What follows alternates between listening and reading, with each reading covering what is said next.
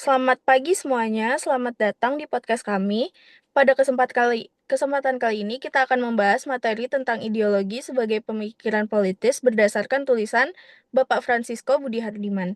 Di podcast ini kita akan mengupas 4 pertanyaan utama yang membahas makna ideologi, hubungan berbagai ideologi dengan liberalisme, posisi anarkisme, hingga persamaan nasionalisme, fasisme, dan fundamentalisme.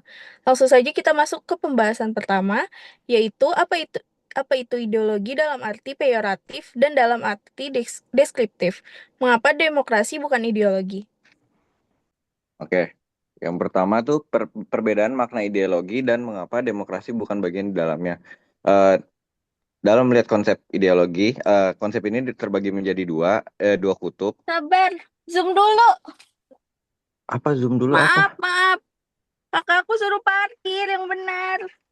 Astaga. Ini kayaknya mesti Parkirin di aja. end dulu deh zoomnya guys. Kayaknya Udah, untuk apa sih kakak lu suruh ikutan Zoom aja udah kakak lu suruh ikutan Zoom. Ah, ribet dah. Udah lanjut lanjut dulu ya lanjut. Gimana? Lanjut ya. ulang man. Maksudnya jawaban lu ulang. Oh, yang pertama-tama perbedaan makna ideologi dan mengapa demokrasi bukan bagian di dalamnya. Dalam melihat konsep ideologi, konsep ini terbagi menjadi dua kutub yang kontras. Yang pertama tuh peyoratif atau negatif dan deskriptif netral atau netral. Selain itu, konsep ini juga memperjelas di mana posisi demokrasi yang sebenarnya.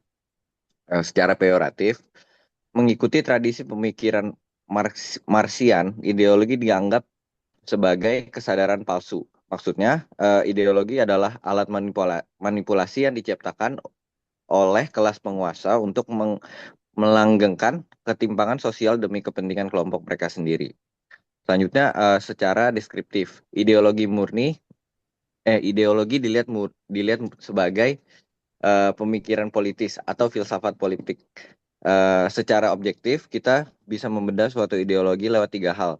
Pandangannya tentang hakikat manusia, cara mereka melihat proses sejarah, dan rancangan sistem tata negaranya. Lalu di mana posisi demokrasi berdasarkan batasan di atas, demokrasi ditegaskan bukan sebuah ideologi. Mengapa? Karena demokrasi tidak punya doktrin tunggal mutlak tentang hakikat manusia ataupun tujuan akhir dari sejarah. Demokrasi itu bersifat prosedural. Gampangnya, demokrasi adalah aturan main yang netral atau sebuah sistem pemerintahan. Tugasnya adalah menyediakan wadah hukum yang sah agar berbagai ideologi yang saling bertolak belakangan bisa tetap hidup, berdampingan, dan bersaing secara damai di ruang publik. Gitu, guys. Oke, baik itu tadi pembahasan mengenai perbedaan makna ideologi secara peyoratif dan deskriptif, sekaligus alasan mengapa demokrasi tidak dikategorikan sebagai ideologi. Selanjutnya kita beralih ke soal nomor 2, yaitu membahas tentang ideologi politik yang muncul sebagai bentuk konfrontasi atau kritik terhadap liberalisme. Pertanyaannya, sebutkanlah ideologi-ideologi politis yang berkembang dalam konfrontasi mereka dengan liberalisme. Baik, izin menjawab ya.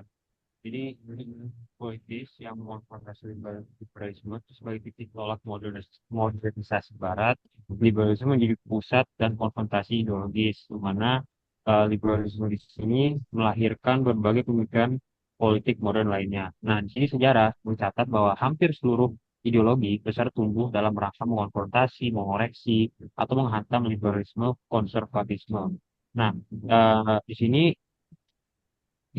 konservatisme muncul untuk menolak optimisme radikal liberal dengan menekankan keterbatasan kodrat manusia. Di sisi lain, Marxisme, komunisme, dan sosialisme demokratis menyerang liberalisme secara frontal karena dinilai bersekutu eh, dengan kapitalisme yang melanggengkan tidak adil kelas. Nah, fasisme di sini menolak demokrasi liberal karena dianggap merusak kohesi sosial dan menggantinya dengan dengan kekuasaan totaliter. Setelah itu, feminisme hadir membongkar ketimpangan gender dan dalam sekat ruang privat publik liberal.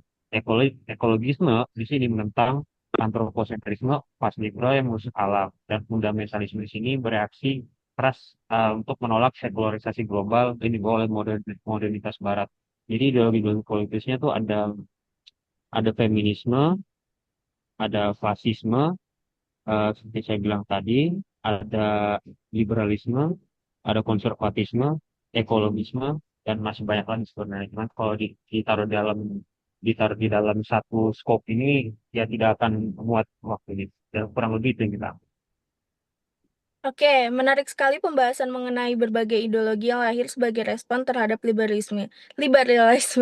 Nah, sekarang kita masuk ke soal nomor 3, yaitu melihat posisi anarkisme yang justru dianggap sebagai konsekuensi paling radikal dari prinsip-prinsip liberalisme itu sendiri.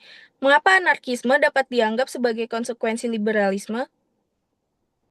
Jadi di antara deretan penentang tersebut, anarkisme memiliki posisi unik karena dapat dianggap sebagai konsekuensi radikal dari liberalisme itu sendiri. Liberalisme klasik menempatkan prioritas tertinggi pada individu dan otonomi moral, serta menghendaki peran negara seminimal mungkin agar kebebasan individu terjaga.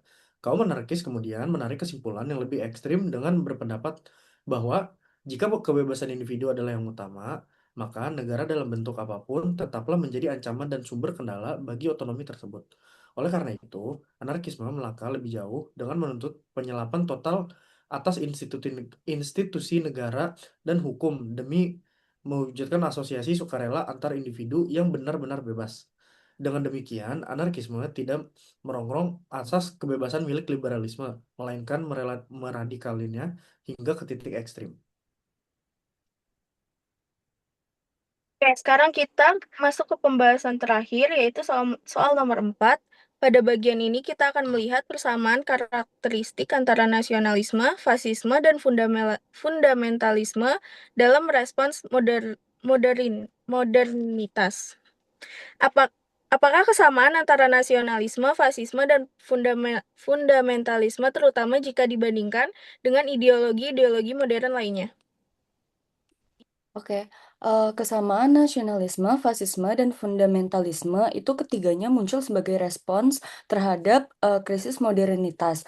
Mereka sama-sama menggunakan romantisasi masa lalu dan membangun identitas kolektif yang dianggap murni, seperti bangsa dalam nasionalisme, ras dalam fasisme, dan agama dalam fundamentalisme. Tujuannya untuk memberikan rasa identitas dan kebersamaan kepada masyarakat yang merasa terasing akibat modernisasi, walaupun mengangkat nilai-nilai tradisional. Ketiganya tetap memanfaatkan cara-cara modern seperti mobilisasi massa, propaganda, dan penggunaan kekuasaan negara untuk mencapai tujuan politik.